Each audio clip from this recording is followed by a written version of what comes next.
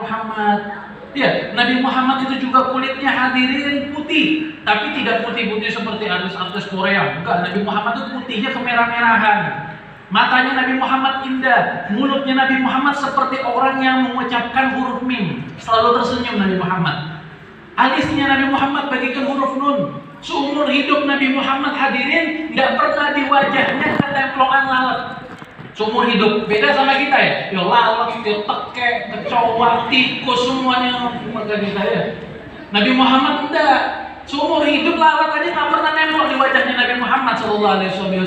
Seumur hidup Nabi Muhammad nggak pernah ngopan hadirin, nggak pernah muak. Kenapa? Karena muak itu minasyayatin.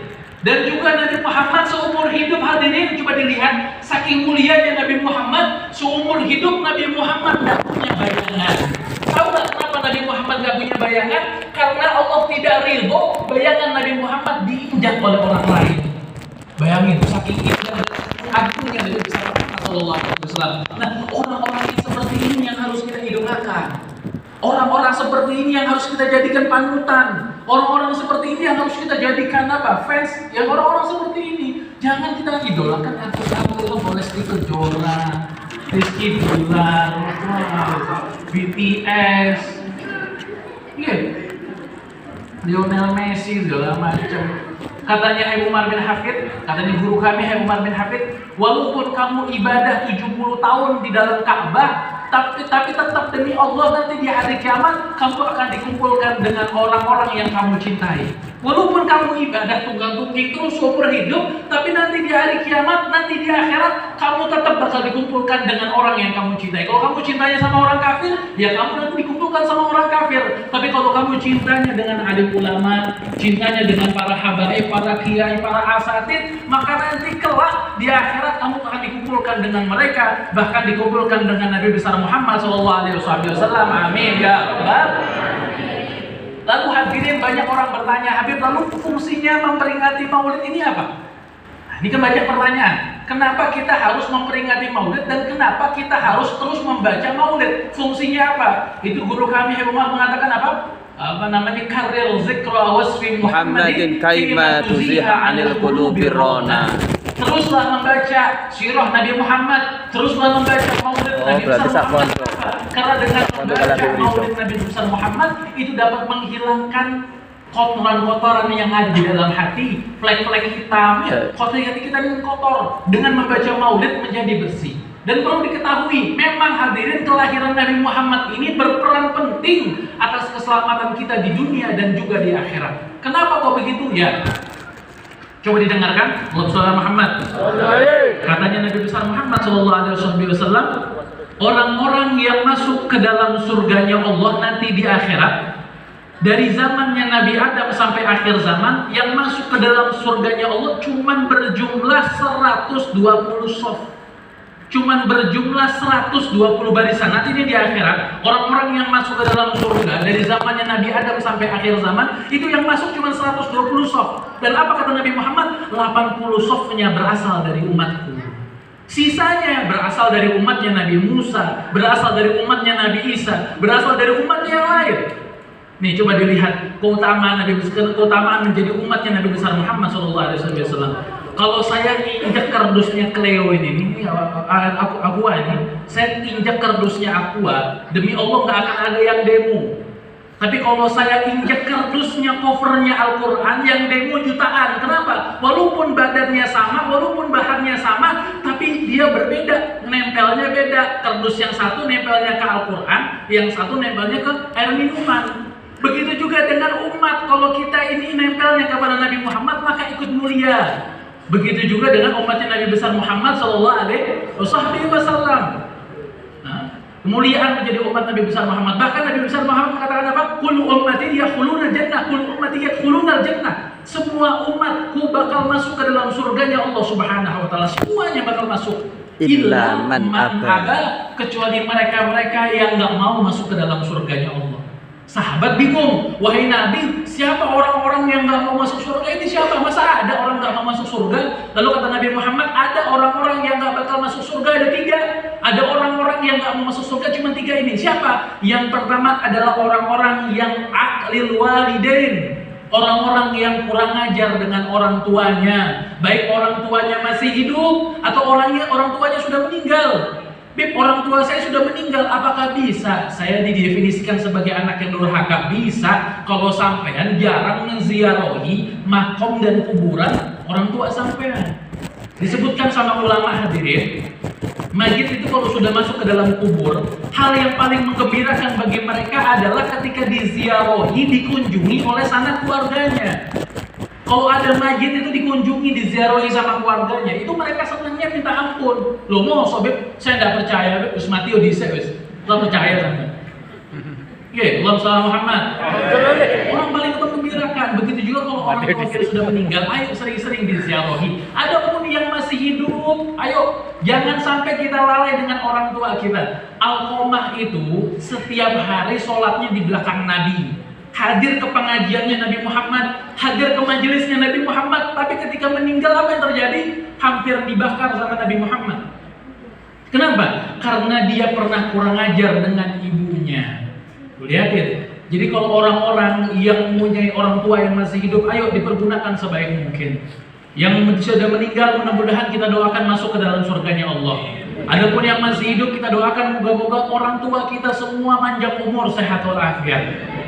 Maka dengan kita dengan panjang umurnya mereka, ayo pergunakan sebaik mungkin. Itu yang pertama. Orang-orang yang gak bakal masuk surga adalah mereka yang lil walidain, mereka yang kurang ajar dengan orang tuanya. Dan yang kedua, orang-orang yang gak bakal masuk ke dalam surganya Allah adalah mereka yang dayus. Siapa dayus? Adalah mereka para suami yang gak mempunyai kecemburuan kepada istrinya ataupun kepada anak perempuannya. Saya ini Pak, selama bulan Maulid ini alhamdulillah setiap hari acara. Itu kalau dalam Maulid itu, saya tuh setiap hari itu pulang jam setengah 12, jam 12, jam 1. Itu saya sering ngeliat tuh kalau arah mau ke Moro dan segala macam, itu arah pulang dari Jombang. Itu sering saya ngeliatin ada anak-anak umur 17 tahun, 16 tahun, saya keluyuran di alun-alun, di jalan-jalan. Ya Allah, kambing loh maghrib sudah pulang. Langgian. Kambing maghrib sudah pulang. Ini anak sampai jam 10 saya keluyuran, saya jalan-jalan segala macam. Jadi kalau sampean Pak nggak bilang nih, kalau ada anak muda datang ke rumahnya sampean minta izin mau bawa anak perempuannya sampean, larang Pak. Jangan diperbolehkan, larang. Kalau ada anak muda datang, Pak saya mau bawa anak perempuannya jalan-jalan, boleh nggak? Bilang nggak boleh. Tadi saya dengar ceramahnya Habib katanya haram. Wah sebentar aja Pak sampai jam 9 nggak boleh. Nanti Bapak pulangnya tak beliin martabak gimana? Oh, boleh jangan. Anaknya sampai nggak sebanding dengan sekotak martabak, nggak sebanding. Ya. Bapaknya tegas, ibunya juga harus tegas. Jangan bapaknya udah bilang haram nggak boleh, ibunya keluar dari kamar ngomong, udah Pak biarin aja. Kita dulu lebih parah dari itu Pak. Jangan, ya. Maka ayo dilihat anak-anaknya. Jangan sampai anak-anak kita terjerumus dalam perzinahan. Allah tidak mengatakan jangan zina. Allah tidak mengatakan gitu. Tapi Allah mengatakan apa? Wala taqrabu zina. Deketnya aja jangan. Jangankan zinanya, deketnya aja nggak boleh. Maka harus dirawat sebaik mungkin. Pak, Bu, coba dilihat. Saya kasih contoh, coba saya lihat. Coba dilihat. Ini saya lagi ceramah. Misalkan nih saya ngomong ke sampean, Pak, Bu, saya tak ke kamar mandi sebentar, saya nitip HP, boleh nggak? Sampean bilang, boleh Beb, sini. Saya ke kamar mandi, 10 menit saya keluar, tiba-tiba HP yang tadi saya titipin bagus-bagus, HP yang tadi saya titipin bersih-bersih, tiba-tiba layarnya udah retak, baterainya udah pecah, udah rusak. Kira-kira saya marah nggak? Marah. Saya titipin cuma 10 menit kok udah rusak. Begitu juga dengan Allah. Allah nitipi sampean anak ganteng-ganteng, putih-putih, bersih-bersih, pinter-pinter, dibiarin joget TikTok.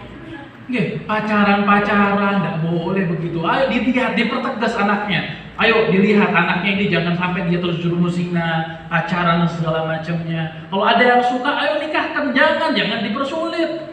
Begitu juga nih, kalau misalkan ada anak muda laki-laki datang ke rumahnya sampean, terus mau minang anak perempuannya sampean, jangan dipersulit. Ini ada anak muda datang udah dipersulit. Oh anaknya saya tuh lagi nikah, make upnya kok 3 hari udah 20 juta sudah. Oh ya gemeter anak orang gitu nama sampean. Jangan dipermudah. Oke. Allahumma sholli ala Muhammad. Mudah-mudahan anak-anak kita menjadi anak yang soleh dan soleha. Gimana caranya agar anak-anak kita menjadi anak yang soleh soleha? Masukkan ke dalam pondok pesantren. Ada pondok pesantren Tebu Irang ya, bertemu dengan beliau Kiai Haji Abdul Hakim. Ada pondok Al-Mahfud ini bertemu dengan beliau Gus Halim. Dipondokkan, dengan kita memondokkan anak kita, insya Allah anak kita terhindar daripada perzinahan, terhindar dari yang namanya dosa kemaksiatan. Amin ya rabbal. Sudah. Yang adapun yang kedua tadi saya katakan apa? Cemburu kepada anak perempuan ataupun cemburu kepada istri. Pak, coba dilihat. Istri itu walaupun umurnya sudah 60 tahun, udah berapa, tetap harus dicemburuin. Kenapa? Karena dulu Sayyidina Sa'ad bin Abi Waqqas dulu pernah mengatakan kepada sahabat yang lain. Dulu ada satu sahabat Nabi namanya Sa'ad bin Abi Waqqas. Beliau pernah mengatakan kepada sahabat Nabi Muhammad yang lain, kata Sa'ad apa? Kalau ada orang yang berani macam-macam dengan istri itu, katanya, aku penggal kepalanya. Lalu kata sahabat yang lain, wah lebay saat ini. Lebay, masa ada orang ngobrol sama istrinya doang, masa nggak boleh? Masa dipenggal? Ini apa ini? Lalu sahabat yang mendengar kalimatnya saat ini datang ke Nabi Muhammad, ngobrol ke Nabi. Nabi, itu Sayyidina Sa'ad bin Abi Waqqas gimana? Kok lebay banget? Dia bilang katanya kalau ada orang berani macam-macam sama istrinya dipenggal. Ya apa itu Nabi? Lalu katanya Nabi Muhammad apa? Afata'ajjab li Sa'ad? Apakah kalian takjub dengan sifatnya Sa'ad? Apakah kalian heran dengan perkataannya Sa'ad?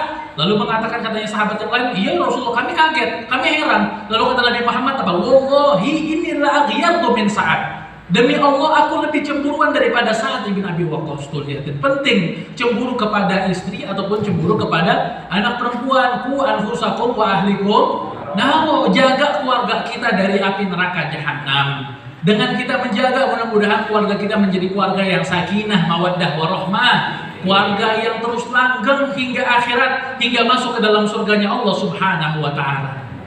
Itu yang kedua, hadirin, coba dilihat orang-orang yang nggak bakal masuk surganya Allah. Yang pertama adalah yang nggak bakal masuk. Yang pertama apa tadi? Yang orang-orang yang kurang ajar kepada orang tua. Yang kedua adalah mereka yang dayus, tidak mempunyai kecemburuan kepada anak perempuannya ataupun kepada istrinya. Yang ketiga, orang-orang yang nggak bakal masuk ke surganya Allah adalah an-nisa'ir rajaliyat, perempuan yang menyerupai laki-laki ataupun laki-laki yang menyerupai perempuan. Banci. Mungkin zaman sekarang nih, orang zaman sekarang nih rodo-rodo diperhalus, dari banci dirubah jadi transgender. Kemarin saya lagi nenamu, ada salah satu kajian di Malang, itu ada satu banci itu datang, saya bilangi, ayo hadir ke majelis, tobat bang, ini udah deketnya kiamat. Oh iya Bib, ya nanti saya datang. Pas datang ke majelis, subhanallah, datang pakai hijab. Alhamdulillah sudah hijrah Bib. Oh antem gini Rahim. Oh kayak gini-gini nih, hati-hati. Kadang-kadang ini ada di sekolahan, di mana-mana. Ini kalau ada anak kita berteman dengan laki-laki ataupun perempuan yang seperti ini, yang menyerupai laki-laki ataupun laki-laki menyerupai perempuan, ayo dihindari. Kenapa? Karena ini biasanya menular, hadirin. Maka dijauhi ini anak-anak kita dari perkumpulan tersebut. Perkumpulan ini penting. Katanya pepatahnya orang Arab mengatakan al-jalis janis. Kalau orang duduk, misalkan ada satu orang, ada dua orang lagi sakit demam, kita ikut duduk di situ. Kira-kira yang demam sembuh atau kitanya yang ikut sakit? Kitanya yang ikut sakit. Begitu juga nih anak-anak kita kalau ngumpul dengan orang-orang tersebut ini seperti ini, ya dihindari. Mudah-mudahan anak-anak kita menjadi anak yang soleh dan soleha. Amin. Maka jadikan momentum Rabiul Awal, jadikan momentum kelahiran Nabi besar Muhammad untuk kita memperbaiki diri menjadi